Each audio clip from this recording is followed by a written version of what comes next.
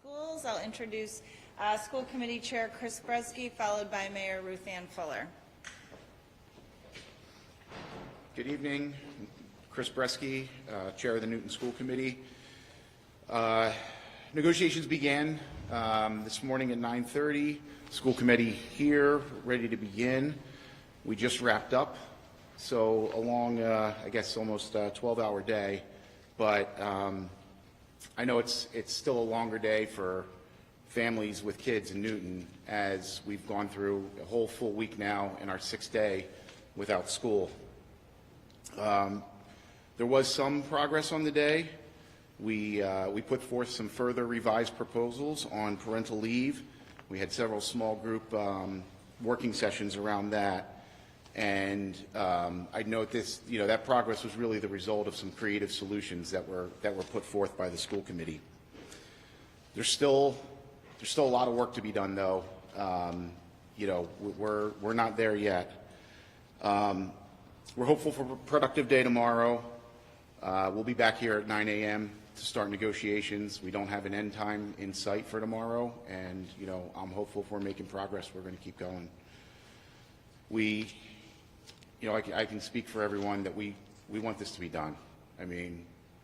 But we got to do it in a way that provides our kids what we need, and we need those kids back in school on Monday.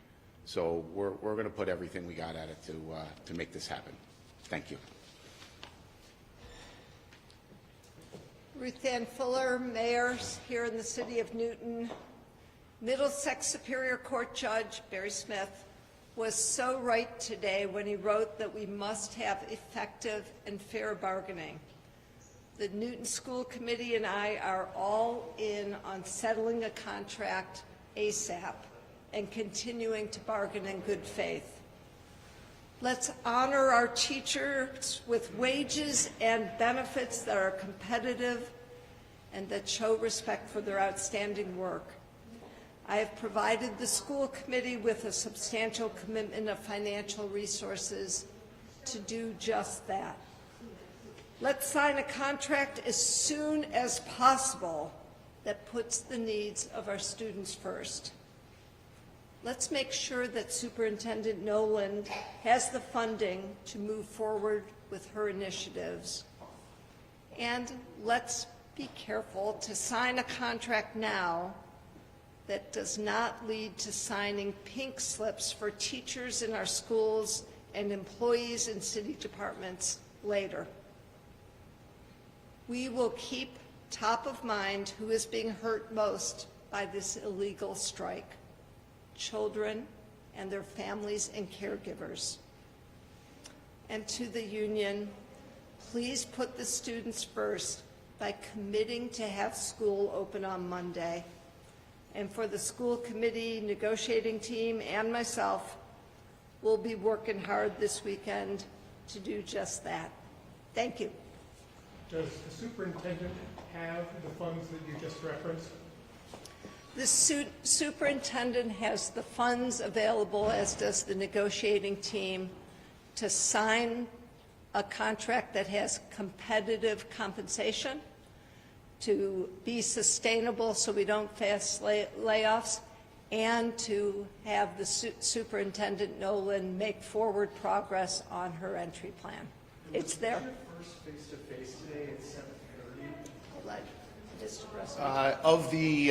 Of the larger group of the committee and the NTA negotiating team, yeah, this was our first face-to-face session. But as I said, we did have several smaller working group sessions, so to speak, of 2 to 3 members from each side. And I'll ask you the same question I asked the union earlier, which is, on a scale of just beginning to a compromise or a deal, where are you in that? It's really hard to say. Look, there's still a big matter of money to work out. The fact remains that there's still, $36 million in NTA proposals above where we are, and there's no universe where that math works. So, do you feel like they're coming to the table with compromises? I feel like the session we were just in was probably one of the more productive back and forth that we've had. Chris, it seems like both sides want to get this done so the kids come back to school. I hope so. On Monday. That's what you're saying, the union is saying. Do you think with that goal in mind that makes this easier or harder to do this year? Look, I think there's a lot of wood to chop tomorrow if we're gonna get kids back on Monday. But I know my wife doesn't want my 2 kids in the house anymore. So for her sake, I'm going to do everything I can.